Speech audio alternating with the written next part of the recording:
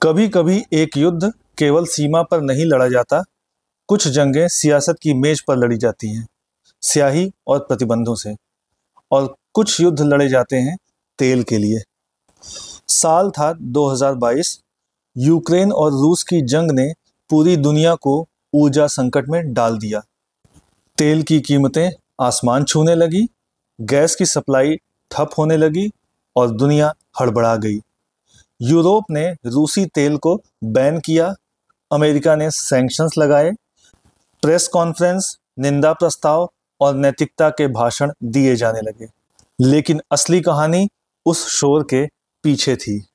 भारत, जो कि दुनिया की सबसे बड़ी उभरती हुई अर्थव्यवस्था था, खामोशी से अपने नागरिकों के लिए समाधान ढूंढ रहा था। बिजली चाहिए थी, गाड़ियां चाहिए थी, कारखाने चलाने थे और करोड़ों परिवार के चूल्हे जलने थे। और तब भारत ने वो किया जो ज़रूरी था। भारत ने रूस से तेल खरीदा। लेकिन अब 2025 में वही देश जो उस समय भारत से ऊर्जा खरीदने को कह रहे थे, आज भारत को ही नैतिकता का पाठ पढ़ा रहे हैं। अमेरिका और यूरोपीय संघ ने कहा, भारत रूस से तेल क्यों खरीद रहा है, पर जवाब शायद उन्हें आईना दिखा देगा। क्या भारत ने युद्ध को समर्थन दिया? नहीं। क्या भारत ने वैश्विक कानूनों को तोड़ा है? नहीं। भारत ने सिर्फ और सिर्फ अपने नागरिकों की भलाई के लिए सस्ती ऊर्जा चुनी, क्योंकि जब पश्चिम के देशों ने सारी आपूर्ति खुद खींच ली थी, तब भारत को अपने पैरों पर खड़ा रहना था। अब सवाल ये है, क्या भारत पर उंगली उठाने वाले खुद पाक साफ हैं? क्योंकि यूरोप ने भी उसी साल रूस से रिकॉर्ड 16.5 मिलियन टन एलएनजी मंगाया। अमेरिका आज भी रूस से यूरेनियम और पैलेडियम मंगा रहा है। फर्क सिर्फ इतना है, भारत ने ये सब मजबूरी में किया और उन्होंने मुनाफे में। तो क्या आज भारत को अपने ही फैसलों पर शर्मिंदा होना चाहिए, या फिर दुनिया को अपने दोहरे मानदंडों पर?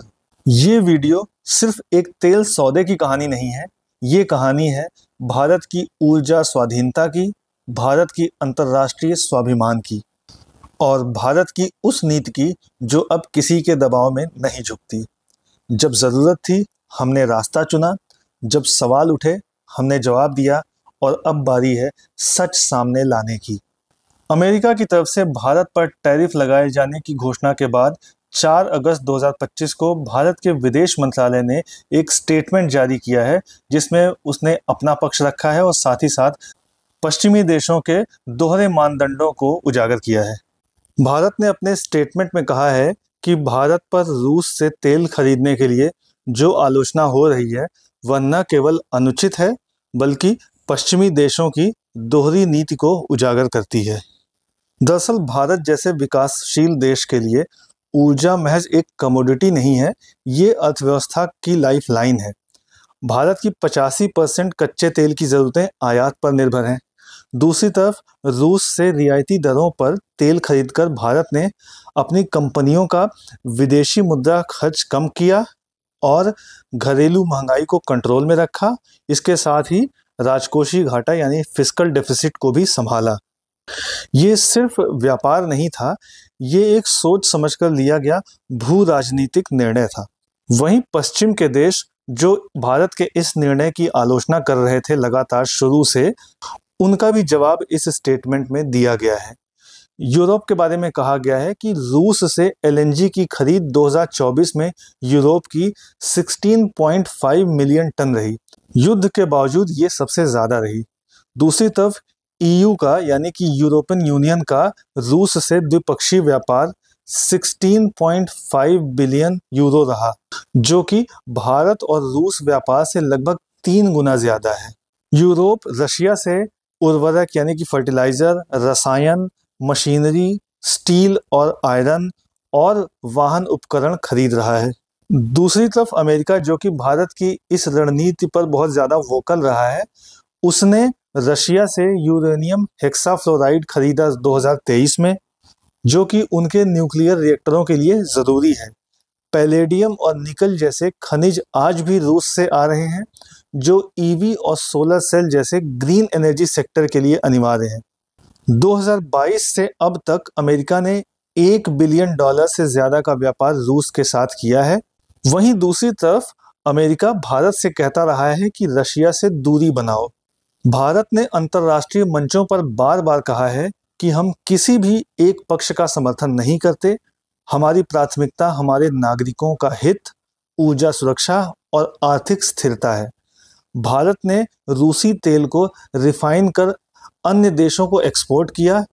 भारत ने किसी भी संयुक्त राष्ट्र प्रस्ताव में रूस के खिलाफ वोट नहीं किया, लेकिन इसके साथ ही भारत ने युद्ध का समर्थन भी कहीं पर नहीं किया है। दरअसल इन सब के पीछे पश्चिम का असली उद्देश्य क्या है? भारत अब सिर्फ एक बायर नहीं, एक ग्लोबल एनर्जी इन्फ्लुएंसर बन रहा है। भारत रूस से सस्ते तेल खरीदकर ग्लोबल मार्केट को प्रभावित कर रहा है। इसने ओपीईसी यानी ओपेक और पश्चिमी तेल लॉबी की मोनोपोली को तोड़ने में मदद की है। भारत एशिया में एक नया तेल वितरण केंद्र बन सकता है। यह भविष्य में भू राजनीतिक शक्ति संतुलन बदल सकता है। इसीलिए पश्चिम की चिंता सिर्फ नैतिकता नहीं है, ये भविष्य की शक्ति व्यवस्था में भारत की भूमिका से डर है। भारत को अब किसी से प्रमाण पत्र लेने की जरूरत नहीं है। भारत अब 1990 का भारत नहीं है। यह अब कहता है कि हम जो करें वो हमारे राष्ट्रीय हित से तय होगा, किसी और के इशारे से नहीं। भारत का अपना रास्ता है, भारत की अपनी शर्तें हैं। जब युद्ध ने दुनिया को बांट दिया, जब नैतिकता के नाम पर व्यापार हुआ, जब सस्ती ऊर्जा केवल अमीरों का हक बन गई, तब भारत ने एक रास्ता चुना, अपने लोगों का रास्ता। भारत को रूस से तेल खरीदने पर जब आलोचना मिली तो सवाल ये नहीं था कि भारत क्या कर रहा है, बल्कि सवाल ये था कि क्या भारत अब इतना स्वतंत्र हो गया है कि अपना रास्ता खुद तय कर सके। इस सवाल का जवाब भारत ने अपने कार्यों से दिया। न झुका, न रुका, बस आगे बढ़ा, अपने नागरिकों की भलाई को सर्वोच्च प्राथमिकता बनाकर। तेल सिर्फ ऊर्जा नहीं, रणनीति है। रूस से व्यापार सिर्फ समझौता नहीं, संप्रभुता है। और आलोचना के बीच खड़ा रहना सिर्फ मजबूरी नहीं, आत्मनिर्भर भारत की पहचान है।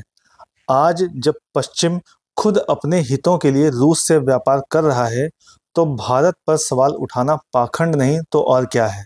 भारत का संदेश साफ है, हम शांति के पक्ष में हैं, पर अपनी सुरक्षा के साथ।